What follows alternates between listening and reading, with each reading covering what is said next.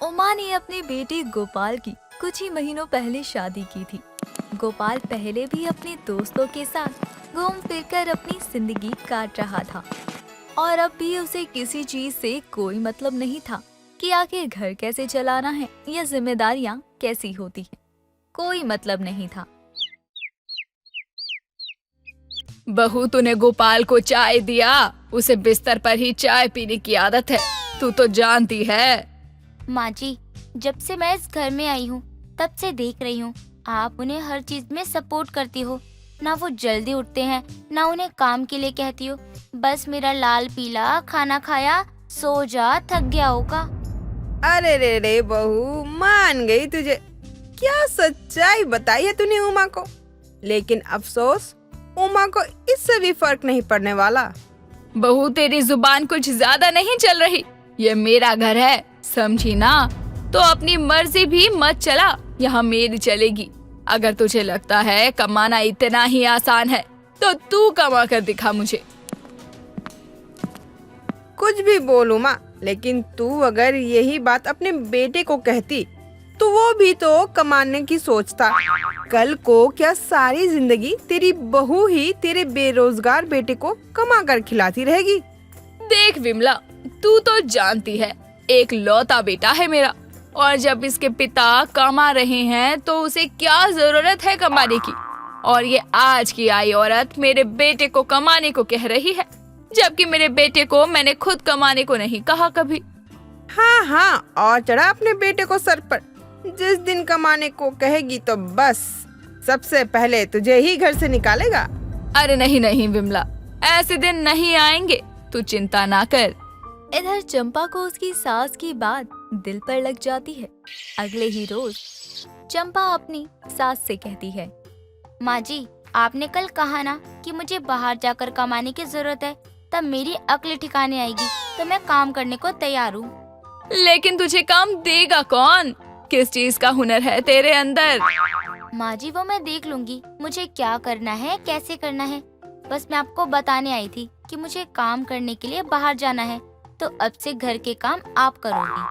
अरे रे रे, मेरी बहू को मेरी बातों का इतना बुरा लगा कि वो बातों को दिल पर लगा कर बैठ गई।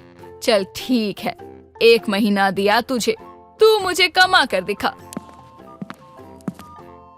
चंपा अपनी सास की बातों को दिल से लगाए बैठी थी, लेकिन अब वो सोचने में लग जाती है कि आखिर वो ऐसा क्या करे जो कम समय में अच्छे पैसे कमा ले। मुझसे 8-9 घंटे की ड्यूटी तो होगी नहीं। मैं तो ऐसा कोई काम करना चाहती हूँ जिसमें रोज का 4-5 हजार कमा लूं। लेकिन क्या, फिर तो मोमो की रेडी लगा लेती हूँ। लेकिन मोमो तो हर गली नुक्कड़ चौराहे पर मिलती है, कुछ अलग तो करना ही होगा।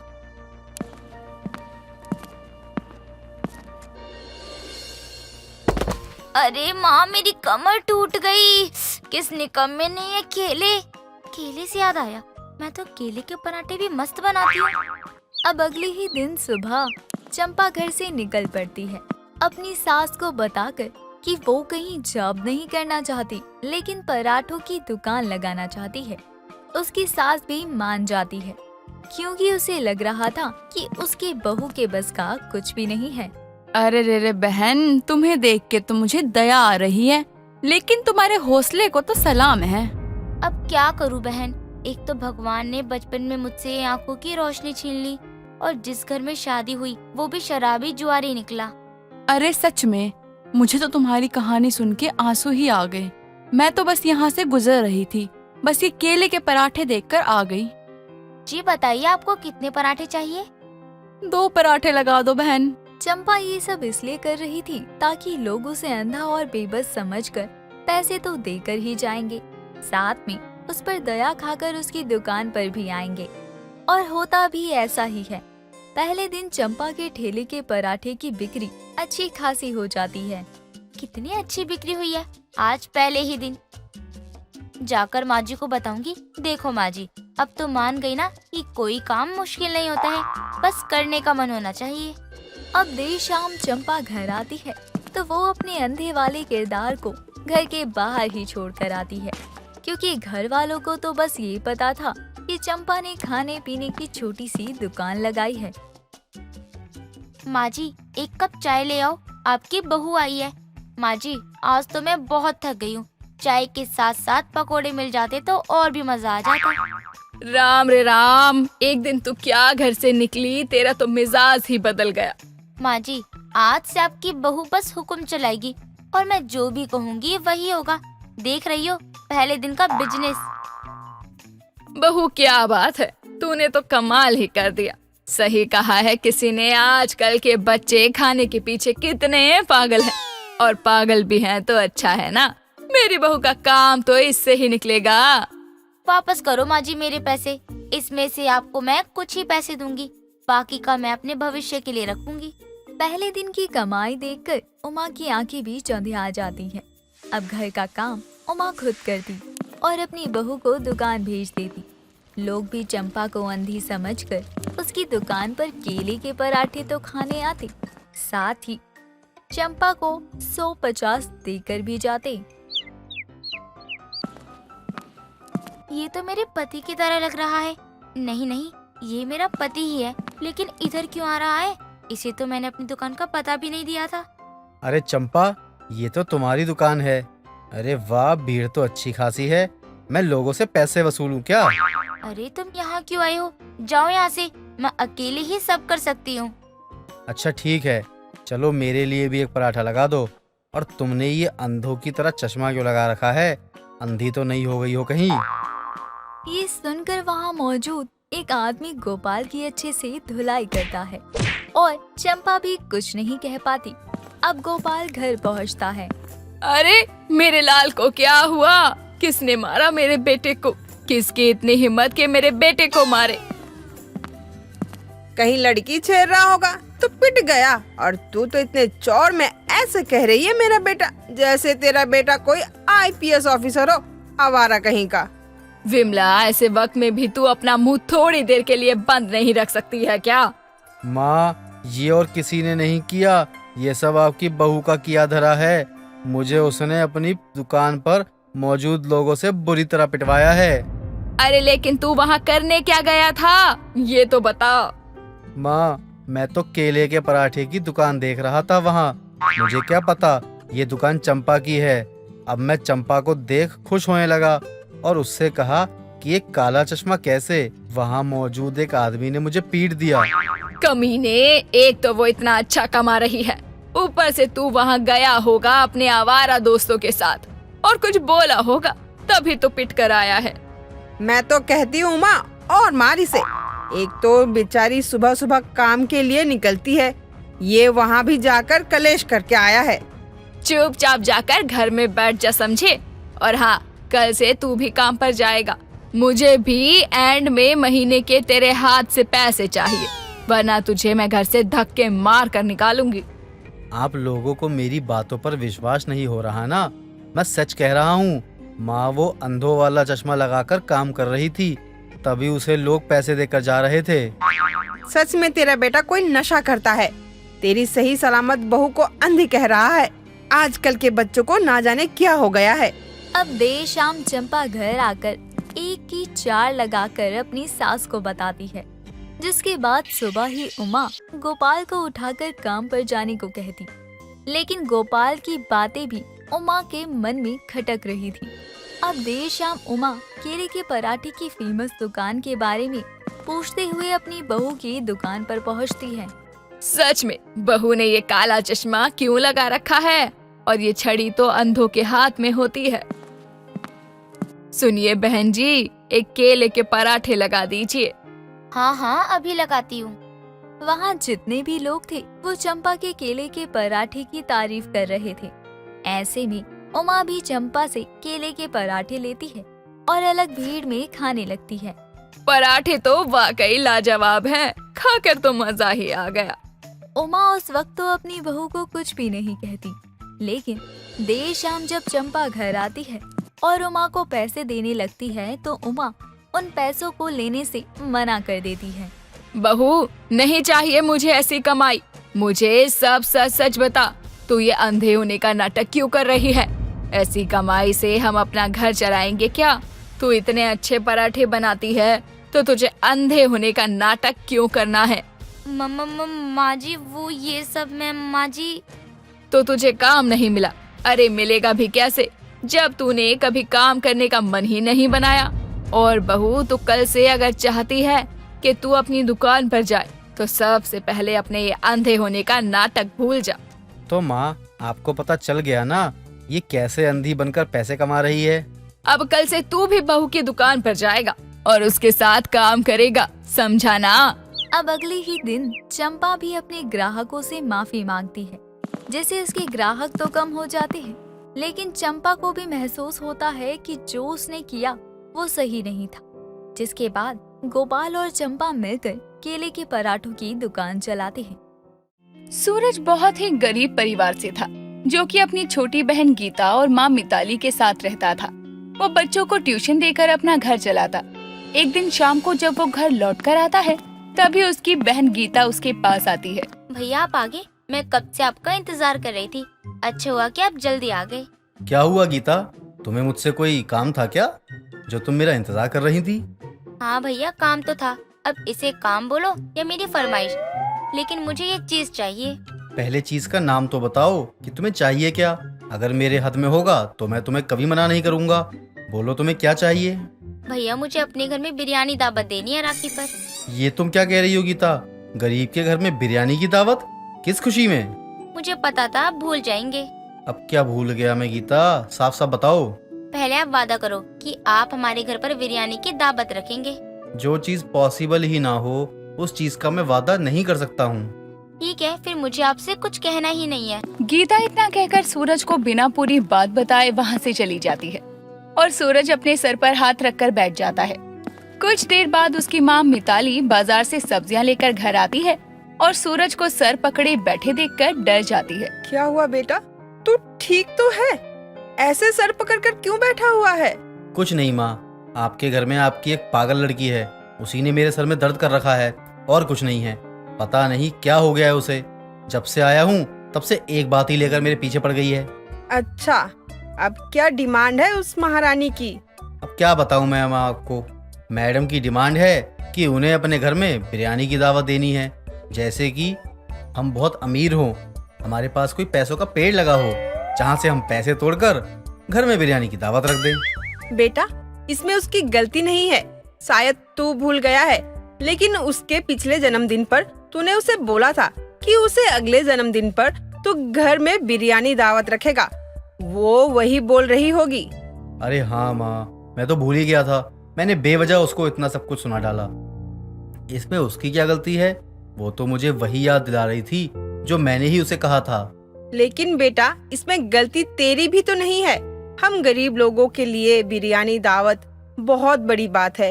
ये चीज हमारी औकात से बाहर है। पर कुछ तो करना ही पड़ेगा ना माँ।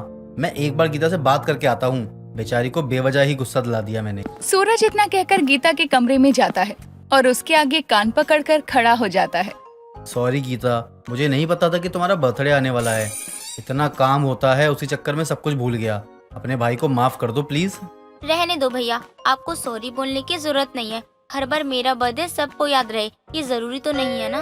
देख, मैं अपनी गलती मान रहा हूँ। अब इसमें इतना मुंह फुलाने की कोई जरूरत नहीं है। माफ कर दे मुझे।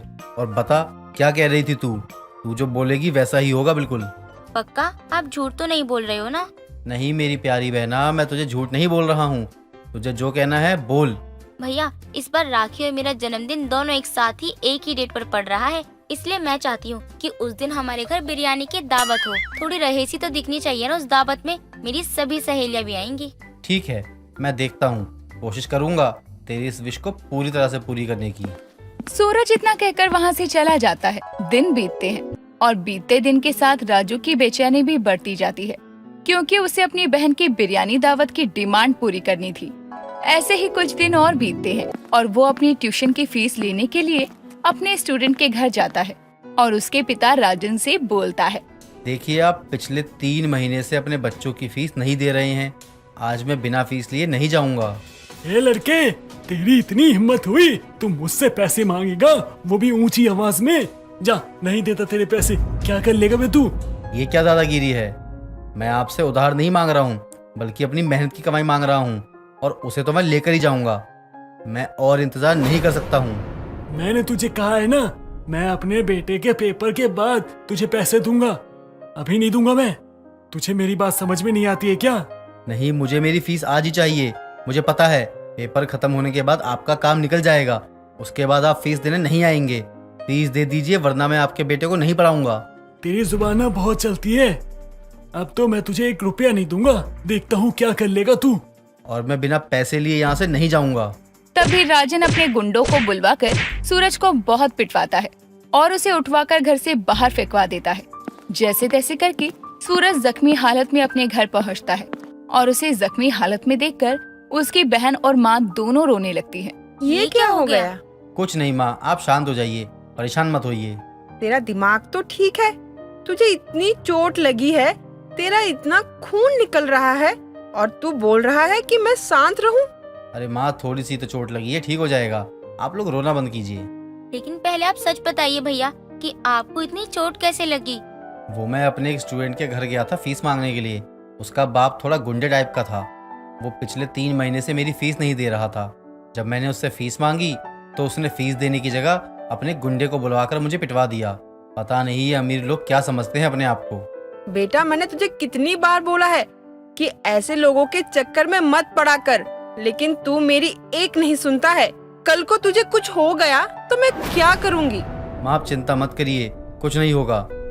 मैं किसी के चक्कर में नहीं पड़ रहा हूँ, मैं तो बस अपनी मेहनत की कमाई लेने गया था। अपने भाई को इतनी तकलीफ में देखकर और अपनी माँ को इतना दुखी देखकर गीता बहुत परेशान हो जाती है। भैया, आपको आज ही उनके घर जाने की जरूरत थी। जब आप इतने दिन रुक सकते हो तो कुछ दिन और रुक जाते। गीता, अगर मैं कुछ दिन और रुक जाता तो मैं अपनी बहन के घर में बिरयानी की दावत की डिमांड पूरी जरूर कर देता। वो तो अभी भी नहीं होगा भैया। कौन सा उसने आपको पैसे दे दिए? आज नहीं दिए तो कल जाऊंगा, कल नहीं तो परसों जाऊंगा। जब तक पैसे नहीं देगा तब तक जाता रहूंगा, क्योंकि एक ही जगह है जहाँ से पैसे मिलने के बाद हम गरीब के घर में बिरयानी की दावत पूरी हो सकती है। नहीं भैया, आपको इतनी तकलीफ देकर मुझे अपनी कोई इच्छा पूरी नहीं करवानी। मुझे किसी को कोई दावत नहीं देनी है। आपको मेरी कसम है, आज के बाद आप वहाँ नहीं जाएंगे। गीता इतना कहकर डॉक्टर के पास जाती है और उन्हें अपने घर लाकर अपने भाई का इलाज करवाती है। उस दिन के बाद से बिरयानी दावत का नाम तक नहीं लेती। लेकिन जैसे जैसे दिन बीतते हैं, सूरज की बेचैनी बढ़ती जा रही थी। वो अपने घर में बिरयानी दावत कैसे दे? जहाँ से पैसे आने की उम्मीद थी वहाँ से आने की अब कोई भी कसर नहीं थी। समय बीतता है और राखी का दिन आता है। साथ ही गीता का जन्मदिन भी था। वो सुबह सुबह ही आरती की थाली लेकर अपने भाई के पास आती है। भैया, आप जल्दी से अपना हाथ दीजिए, मुझे आपको राखी बांधनी है। नहीं, मैं तेरा बिल्कुल भी अच्छा भाई नहीं हूँ। मैं तेरी एक छोटी सी डिमांड भी पूरी नहीं कर पाया। मुझे राखी बंधवाने का कोई हक नहीं है। भैया, आप ये सब छोड़िए और जल्दी से राखी बंधवाइए। मुझे कहीं और भी जाना है। और कहाँ जाना है? यही पास में एक लड़के के घर। मैं हर साल उसे राखी बांधती हूँ। उसकी कोई बहन नहीं है ना, इसीलिए। अपनी बहन की बात सुनकर सूरज की आंखों में आंसू आ जाते हैं और अपने भाई को राखी बांधकर गीता उसी लड़के के घर जाती है जिसके पिता ने उसके भाई को मारा था। रुक जाओ बेटा, मैं आज खुद तुम्हारे साथ तुम्हारे घर चलूंगा और तुम्हारे घर वालों से मिलूंगा। उन महान लोगों से मैं भी तो मिलूं जिन्होंने तुम्हें अच्छे संस्कार दिए हैं कि मेरी लड़की ना होने के बाद भी तुमने मेरे बेटे को बहन की कमी महसूस नहीं होने दी। राजन इतना कहकर गीता के घर पहुंचता है, जहां वो सूरज को देखकर दंग रह जाता है। तभी गीता राजन को अपने भाई और माँ से मिलवाती है। उनसे मिलकर राजन को अपनी हरकत पर बहुत शर्मिंदगी महसूस होती है और वो सबको सच बताकर सूरज से माफी मांगता है और उसे उसकी मेहनत की सारी कमाई देकर वहाँ से चला जाता है। जिसके बाद सूरज बाजार जाकर बिरयानी का सामान लेकर घर आता है और अपने आसपास के लोगों को अपने घर में होने वाली बिरयानी की दावत देता है। थोड़ी देर में सभी लोग उसके घर आते हैं और उसके घर की बिरयानी खाकर उसकी बहुत तारीफ करते हैं और इस तरह से आखिर में गरीब के घर बिरयानी की दावत हो ही जाती है। भोली अपने नाम की तरह ही भोली थी। वो लोगों की बातों में ज्यादा जल्दी आ जाती थी। भोली अपनी सौतेली माँ सरला और अपने पिता विनायक के साथ रहती थी। भोली महादेव की बहुत बड़ी भक्त थी। ऐसे ही एक सोमवार भोली नहा धोकर अच्छे से तैयार होकर मंदिर जाने के लिए निकल ही रही होती है कि तभी सरला उसको पीछे से आवाज लगाते हुए बोलती है, ओ भोला की भोली, कहाँ चली? घर का काम क्या तेरा बाप करेगा? माँ, आपको तो पता है ना, आज सोमवार है और आज के दिन मैं शिवलिंग पर दूध चढ़ाने वाली हूँ। हा, घर में हमें दूध पीने को मिलता नहीं और तू उस काले पत्थर पर दूध चढ़ाने जा रही है। चल ला इधर लोटा और घर का सारा काम कर, समझी?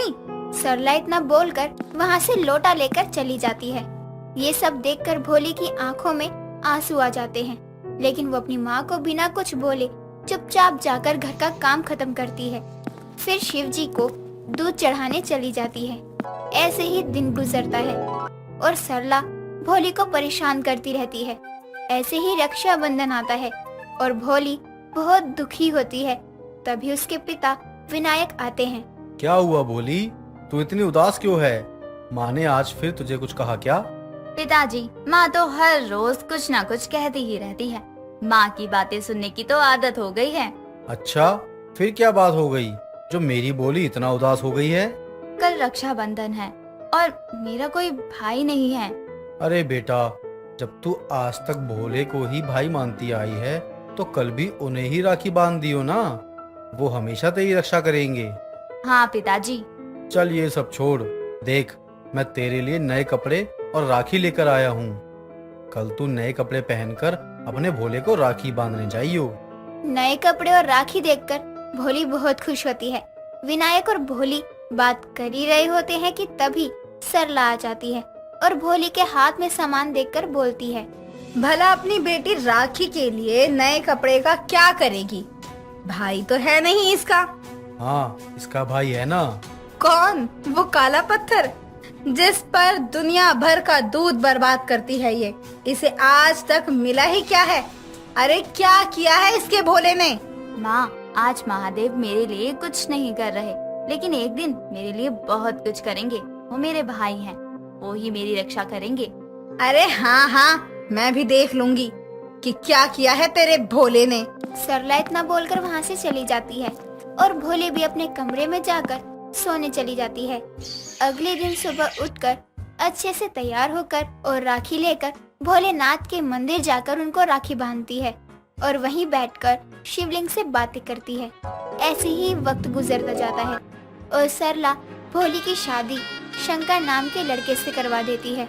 भोली के ससुराल में उसकी सास सीता और पति शंकर रहते थे। शादी के अगले दिन हमेशा की तरह भोली तैयार होकर मंदिर जा रही थी कि तभी सीता बोलती है, बहू, इतनी सुबह सुबह कहाँ जा रही है? वो माँ जी, मैं मंदिर जा रही हूँ। मैं हर रोज मंदिर जाती हूँ दूध चढ़ाने के लिए। नहीं नहीं, कोई जरूरत नहीं है मंदिर जाने की। जो पूजा करनी है घर में ही कर, बाहर कहीं भी जाने की कोई जरूरत नहीं है। पर माँ जी, तुझे समझ नहीं आ रहा है? मैंने अगर मना कर दिया है तो नहीं जाएगी बस, और अगर बहस करेगी तो खाल उतार दूंगी तेरी। सीता इतना बोलकर वहाँ से चली जाती है और भोली भी कुछ नहीं बोलती है और घर का काम करने लग जाती है। ऐसे ही समय गुजरता है और धीरे धीरे करके भोली पर सरला अत्याचार करने लगती है। कभी उसको गरम चिमटे से जला देती तो कभी उसे डंडे से बहुत मारती। ऐसे ही एक दिन भोली का पति शंकर नशे की हालत में आता है और उसको देखकर भोली कहती है, जी आपने शराब पी है? शराब पीना बुरी बात है। तू मेरी पत्नी है और मेरी पत्नी बनकर रहा है। मेरी माँ बनने की कोई जरूरत नहीं है, समझी? जा यहाँ से और मेरे लिए खाना लेकर आ। परवर क्या कर रही है? रुक, तुझे बताता हूँ। शंकर गुस्से में भोली को बहुत बुरे तरीके से मारने लगता है, जिससे भोली के पूरे शरीर पर निशान बन जाते हैं। भोली की आवाज सुनकर सीता भी उसको बचाने नहीं आती। ऐसे ही दिन गुजरते हैं। शंकर और सीता दोनों हमेशा भोली को मारते पीटते रहते थे। ऐसे ही एक सोमवार भोली बिना किसी को बताए मंदिर चली जाती है। वहाँ भोली की पड़ोसन विमला भोली को देख लेती है और उसके पास आती है। अरे, तू तो सीता की बहू है ना? जी मैं उनकी ही बहू हूँ, लेकिन आप कौन है? मैंने आपको पहचाना नहीं। मैं सीता की पड़ोसन हूँ। तू कभी बाहर नहीं आई है ना, इसलिए तू मुझे जानती नहीं है। अच्छा, पूजा हो गई तेरी? तो चल हम साथ में घर चलते हैं। नहीं, मैं अरे चल ना, तू डर क्यों रही है? विमला जैसे ही भोली का हाथ पकड़ती है और भोली हाथ छुड़वा देती है, अपने हाथ सहलाने लगती है। विमला की नजर उसके हाथ के निशानों पर जाती है। हे महादेव, इतने निशान? तुझे तेरे ससुराल वाले मारते हैं क्या? अगर ऐसा करते हैं तो मुझे बता, मैं सजा दिलवाने में तेरी मदद करूंगी। नहीं, उन लोगों ने मेरे साथ कुछ नहीं किया। ये सब निशान काम करते हुए लगे। आप मुझे जाने दीजिए। भोली इतना कहकर वहाँ से चली जाती है और विमला भगवान के आगे हाथ जोड़कर बोलती है, हे भोलेनाथ, ये कैसी लड़की है? इसका नाम भोली है और ये खुद भी इतनी भोली है। चुपचाप अत्याचार सह रही है। अब तो आप ही कुछ चमत्कार करो भगवान। इधर विमला भोली के लिए प्रार्थना कर रही होती है और उधर भोली अपने घर आ जाती है। सीता उसको मंदिर से आता देख लेती है और उसको घर के अंदर घुसने ही नहीं देती। थोड़ी देर बाद शंकर और सीता दोनों मिलकर भोली को घर से बाहर धक्का दे देते हैं और भोली जमीन पर गिरने ही वाली होती है। तभी भोला नाम का आदमी उसे संभालते हुए बोलता है, संभल के बहन, चोट लग सकती है आपको। आप लोग इनको घर से बाहर क्यों निकाल रहे हो? तुम हमसे पूछने वाले होते कौन हो? ये हमारी बहू है, हम जो चाहे वो करेंगे इसके साथ। मेरा नाम है भोला भंडारी। आप सभी लोग मुझे भोला कह सकते हो। मैं हूँ भोली का भाई। अब से मैं अपनी बहन भोली के साथ ही रहूंगा और उसकी रक्षा भी करूंगा। भाई? अरे इसका तो कोई भाई नहीं है, तू इसका भाई कैसे हो सकता है? ये मुझे रक्षाबंधन के दिन हमेशा राखी बांधती है, तो मैं हुआ ना इसका भाई। चलो बहन, घर के अंदर चलते हैं। भोला भोली को उठाकर घर के अंदर ले आता है। भोली भोला को पानी ला कर देती है। जब भोला पानी पी रहा होता है, भोली को भोला में महादेव की छवि दिखाई देती है और भोला को प्रणाम करती है। अब भोला भोली के घर में रहता है और उसकी रक्षा करता है। सीता और शंकर भोला के आने से बहुत परेशान हो जाते हैं। माँ, जब से ये भोला आया है मैं तो परेशान हो गया हूँ। हाँ, देख रहा है ना भोली को कैसे आजकल भोला की सेवा में लगी रहती है। तो कोई हम कुछ बोल दे तो कोई काम नहीं करती। आज या तो भोला रहेगा या तो भोली, एक को तो जान से मार दूंगा। शंकर गुस्से में जैसे ही मारने जाता है तभी उसका पैर फिसल जाता है और दीवार में टकराने की वजह से उसका सिर फट जाता है।